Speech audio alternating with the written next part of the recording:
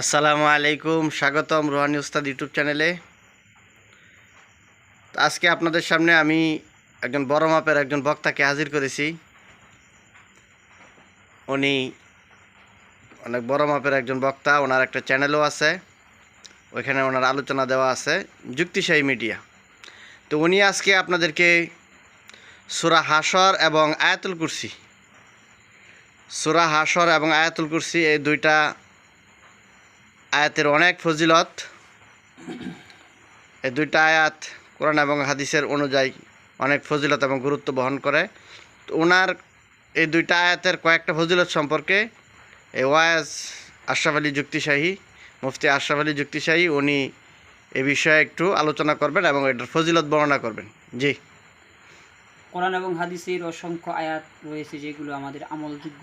তার মধ্যে সূরা হাশর রয়েছে, তারপরে আয়াতুল কুরসি রয়েছে।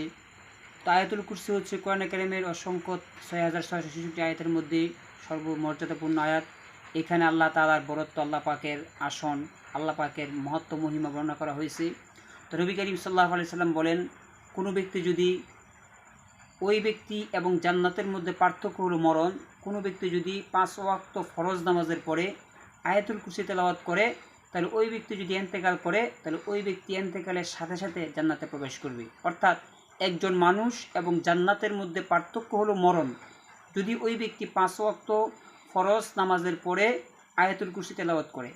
আপনারা অনেক আয়াতুল কুরসি পারেন, যে আল্লাহু লা ইলাহা ইল্লাহু আল হাইয়ুল কাইয়্যুম لا تأخذه سنة ولا نوم له ما في السماوات وما في الأرض من ذا الذي يشفع عنده إلا بإذنه يعلم ما بين أيديهم وما خلفهم ولا يحيطون بشيء من علمه إلا بما شاء وسع كرسيه السماوات والأرض ولا يؤوده حفظهما وهو العلي العظيم।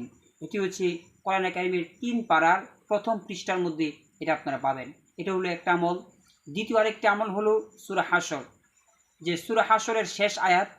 তো এই আয়াতের ফজিলত হচ্ছে, কোনো ব্যক্তি যদি ফজরের নামাজের পরে তেলাওয়াত করে, তাহলে ফজর থেকে সূর্য উদয় থেকে সূর্যাস্ত পর্যন্ত, অর্থাৎ ফজরের থেকে মাগরিবের পর্যন্ত। আবার কোনো ব্যক্তি যদি মাগরিবের পরে তেলাওয়াত করে, তাহলে মাগরিব থেকে ফজর পর্যন্ত, অর্থাৎ 2টা ধাপে, দিন এবং রাত। যদি আপনি ফজরের পরে 3বার এইভাবে পড়েন, আউযু বিল্লাহিস সামিউল আলিম মিনাশ শাইতানির রাজিম, আউযু বিল্লাহিস সামিউল আলিম মিনাশ শাইতানির রাজিম, আউযু বিল্লাহিস সামিউল আলিম মিনাশ শাইতানির রাজিম, এইভাবে 3বার পড়তে হবে আউযু বিল্লাহিস সামিউল আলিম। এরপরে বিসমিল্লাহ ছাড়াই পড়তে হবে, হুয়াল্লাহুল্লাযী লা ইলাহা ইল্লা হু আলিমুল গায়বি ওয়াশ শাহাদাতি হুয়ার রহমানুর রহিম, হুয়াল্লাহুল্লাযী লা ইলাহা ইল্লা হু আল মালিকুল কুদ্দুসুস সালামুল মুমিনুল মুহাইমিনুল আজিজুল জাব্বারুল মুতাকাব্বির সুবহানাল্লাহি আম্মা ইউশরিকুন, হুয়াল্লাহুল খালিকুল বারিউল মুসাవ్বিরু লাহুল আসমাউল হুসনা ইউসাব্বিহু লাহু মা ফিস সামাওয়াতি ওয়াল আরদ ওয়া হুয়াল আজিজুল হাকীম।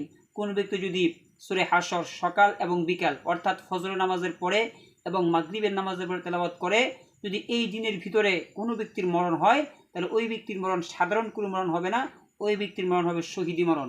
এবং এই 2বার মাগরিব এবং ফজরের পরে তেলাওয়াত করলে সমস্ত আপদ বিপদ ফিতনা ফাসাদ থেকে আল্লাহ পাক ওই ব্যক্তিকে মুক্ত রাখবেন। এই জন্য আমরা বেশি না, অন্তত পক্ষে এই 2টা আমল 5 ওয়াক্ত নামাজের পরে আমরা আয়াতুল কুরসি এবং মাগরিব এবং ফজরের পরে সূরা হাশর যদি তেলাওয়াত করতে পারি, তাহলে আমাদের সমস্ত মুসিবত বিপদ, মানে জাদু টোনা বান, এই সমস্ত কিছু আপনাকে ক্ষতি করতে পারবে না।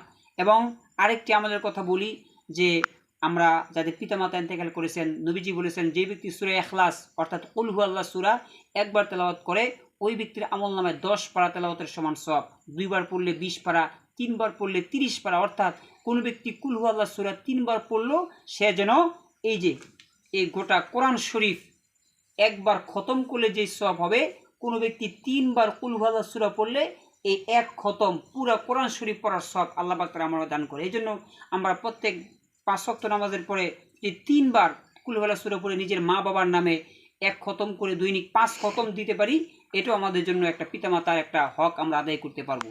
এই জন্য আমি 3টা আমলের কথা বললাম।